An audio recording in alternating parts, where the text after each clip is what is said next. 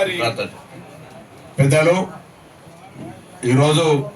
కీర్తిశేషులు తెలంగాణ ఉద్యమకారుడు, తెలంగాణ ఉద్యమం కొరకు ప్రాణాలు అర్పించినటువంటి శ్రీకాంతాచారి గారి వర్ధంతి సందర్భంగా నివాళులు అర్పించడానికి చేసినటువంటి తెలంగాణ ఉద్యమకారుడు, తొలి దశలో కొండా లక్ష్మణ్ బాపూజీ గారు మంత్రి పదవికి రాజీనామా చేస్తే మలి దశలో అధికారం నుంచి మంత్రిగా రాజీనామా చేసినటువంటి పెద్దలు జూపల్లి కృష్ణారావు గారు, ఆనాడు జాయింట్ యాక్షన్ కమిటీ నాయకుడిగా, ఉద్యమకారుడిగా ఢిల్లీ వచ్చినప్పుడల్లా అన్ని రకాలుగా వారికి చేదోడు వాదోడుగా మాకు సమాచారము లేదా డ్రాఫ్ట్ కారించి పెడితే ప్రతి సంబంధించిన విషయం లోపల మాకు సలహాలు సూచనలు ఇచ్చినటువంటి పెద్దలు గౌరవనీయులు కోదండరామ్ గారు, అదేవిధంగా సలీం పాషా గారు, అరుణ్ కుమార్ గారు, దశరథ్ గారు, రవి నాయక్ గారు, కొత్త రవి గారు,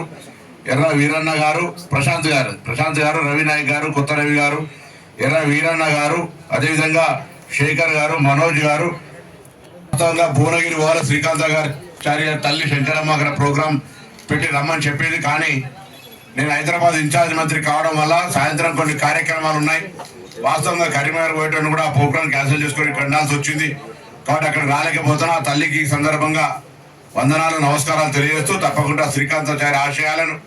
తెలంగాణ ప్రజాప్రభుత్వ ఆధ్వర్యంలో కూడా తీసుకుపోతామనేటువంటి మాటను కూడా ఈ సందర్భంగా ఆ తల్లికి ఇక్కడి నుంచే నమస్కారం తెలియజేస్తా ఉన్నాను. శ్రీకాంతాచారి గారు ఉద్యమాన్ని రగిలించినటువంటి వ్యక్తి, ప్రాణత్యాగం చేసి చస్తూ కూడా నాకు తెలంగాణ కావాలి, జై తెలంగాణ అని నినాదం ఇచ్చిన సందర్భంలో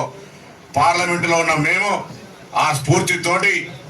మాకే పదవులద్దు, తెలంగాణ సాధన ఏ ఆర్టికల్ 3 తోటైతే తెలంగాణ శాసనసభ తిరస్కారం చేసిన తర్వాత కూడా డాక్టర్ బాబాసాహెబ్ అంబేద్కర్ గారు రచించిన రాజ్యాంగంలో ఉన్నటువంటి సూత్రం ప్రకారంగా తెలంగాణలో పార్లమెంటులో తెలంగాణ బిల్ పాస్ చేయించడానికి కొరకు ఆ రోజు పార్లమెంట్ సభ్యుడిగా గట్టిగా పోరాటం చేయడానికి శ్రీకాంతాచారి మృతి కూడా మాకు ఒక స్ఫూర్తి అనే మాట సందర్భంగా మనం చేస్తా ఉన్నాను. ఆనాడు ప్రజల ఆకాంక్ష, సర్వజనుల ఆకాంక్ష, మొత్తం సకల జనుల సమ్మె చేస్తే ఆర్టీసీ సంస్థ లాంటి, సింగరేణి లాంటి సంస్థలు సమ్మెలు ఎస్పా కింద ఉండేటువంటి పరిస్థితి ఉంటే కూడా